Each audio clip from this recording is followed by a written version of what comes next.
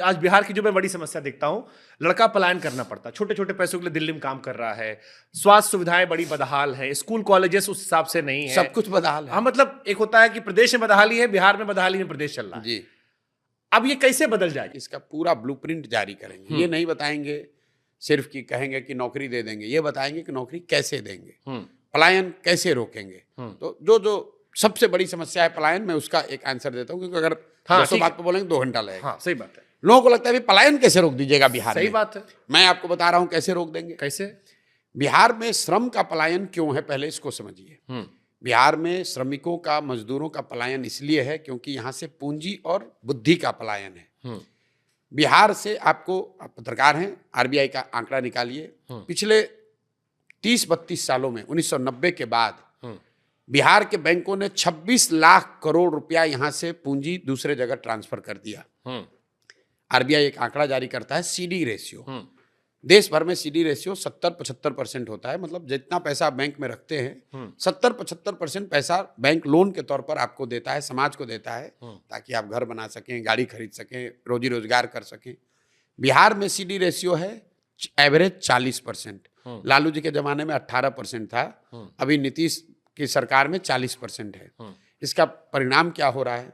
पिछले वित्तीय वर्ष में बैंकों ने यहाँ से 2,60,000 करोड़ रुपया दूसरे राज्यों में ट्रांसफर किया है। ये पैसा जा कहाँ रहा है? ये पैसा जा रहा है गुजरात, कर्नाटक, केरल, तमिलनाडु, आंध्र प्रदेश, तेलंगाना। वहां पर सीडी रेशियो कितना है? 90, 95, 100, 105। अब इसका असर क्या होता है? मान लीजिए कि अगर आपको लोन न मिले तो आप गाड़ी खरीद पाएंगे? अगर आपको लोन न मिले तो क्या आप अपना बिजनेस कर पाएंगे? अगर बिहार के लोगों को नोएडा में घर खरीदना है, उसको लोन नोएडा में मिल जाएगा, लेकिन बिहार के आदमी को पटना में घर बनाना है, बैंक वाला लोन नहीं देगा। जो पूंजी की उपलब्धता है वो सबसे जरूरी है। तो जो हम लोग बना रहे हैं कि 15 साल से कम उम्र के बच्चे को इतनी अच्छी शिक्षा दो कि वो व्यवस्था और राज्य पर बोझ ना बने। 15 साल से 45-50 साल के लोगों को, जिनको फिर से पढ़ाया नहीं जा सकता है, उनको आप पूंजी उपलब्ध कराओ ताकि वो रोजी रोजगार कर सके। इसके लिए सर फंड आना होगा। फंड तो आपको बता रहे हैं, कॉलेज के फंड बजट से नहीं आना है। अगर यहाँ के बैंक, हमको बाहर से पैसा नहीं चाहिए, जो आएगा वो बात का देखा है। बिहार की गरीब जनता ने पिछले फाइनेंशियल ईयर में 4,61,000 करोड़ रुपया बिहार के बैंकों में जमा किया। और अगर देश का औसत सीडी रेशियो आप देखेंगे तो बिहार में 2 लाख लोगों को 2,80,000 करोड़ रुपया लोन मिलना चाहिए था। लोन मिला 1,60,000 करोड़। तो हम लोग का तो 1,20,000 करोड़ पैसे ही चला गया। बिहार का पूरा बजट है 2,40,000 करोड़। आप बजट की चर्चा कर रहे हैं, और 2,60,000 करोड़ रुपए जो हम लोग के बचत का पैसा है, जिससे यहाँ के लोग मोटरसाइकिल खरीदते, गाड़ी खरीदते, घर बनाते, बिजनेस करते, उस पर कोई बात ही नहीं कर रहा है।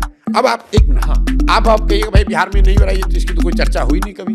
मेरे भाई, ये बैंकों की स्वायत्तता नहीं है कि वो जितना पैसा चाहे उतना ही लोन दें। एक वैधानिक उन पर ये उनकी जिम्मेवारी भी है कि उनको 70% पैसा लोन के तौर पर देना ही देना है। बजाबता मुख्यमंत्री के चेयरमैनशिप में एक कमेटी होती है जो कि हर महीने जिसको देखना है ये पैसा पूंजी लोगों को उपलब्ध हो। लेकिन बिहार में जैसे टीचर, दरोगा, डॉक्टर, इंजीनियर, अफसर बात नहीं सुन रहा है सरकार की, वैसे बैंकर भी नहीं सुन रहे हैं। आप इसका एक उदाहरण देखिए। मान लीजिए कि आप एक युवा हैं जिसको बाल काटने आता है बिहार में, आपके पास 20,000 रुपया है। आप बैंक में गए कि अगर हमको 80,000 रुपया लोन मिल जाए तो मैं एक सैलून डाल दूंगा, 4-5 लोगों को रोजगार भी दूंगा, अपना परिवार भी चलाऊंगा। बैंक से लोन मिला नहीं। अब आप 20,000 का इस्तेमाल कैसे करेंगे? 5,000 रुपया किसी जॉब के दलाल को देंगे, ठेकेदार को देंगे, जो आपको बॉम्बे में किसी सैलून में नौकरी दिलाएगा। 5,000 रुपया का ट्रेन का टिकट, बस का खरीदेंगे, वहाँ जाकर होली में रहने का, स्लम में रहने का एडवांस देंगे। वो 20,000 का मूलधन भी गया, बॉम्बे में खर्चा हो गया। और जो आदमी यहाँ पर सैलून चलाकर एक छोटा व्यवसायी एंटरप्रेन्योर हो सकता था, 4 लोगों को रोजगार दे सकता था, अब वो बॉम्बे में जाकर मजदूरी कर रहा है, बाल वहां भी काट रहा है। बाल काटने उसको आता है, लेकिन वो बाल पूंजी के अभाव में मजदूर बन के काट रहा है। अगर उसको पूंजी होती तो बिहार में वो छोटा एंटरप्रेन्योर बन के होता है।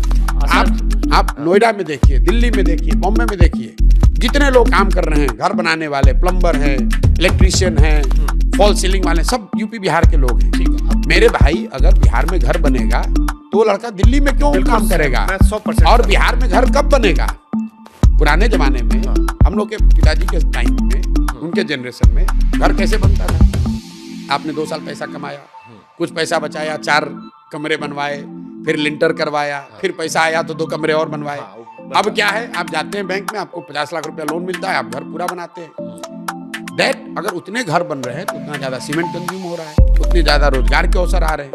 तो जो हमारे साथ दुनिया भर के इकोनॉमिस्ट जिनको मैंने साथ में जोड़ा है, जो हम लोगों ने मॉडल बनाया है कि अगर बिहार में पूंजी की उपलब्धता को ठीक कर दिया जाए तो बहुत बड़े पैमाने पर डिस्ट्रेस माइग्रेशन को रिवर्स किया जा सकता है।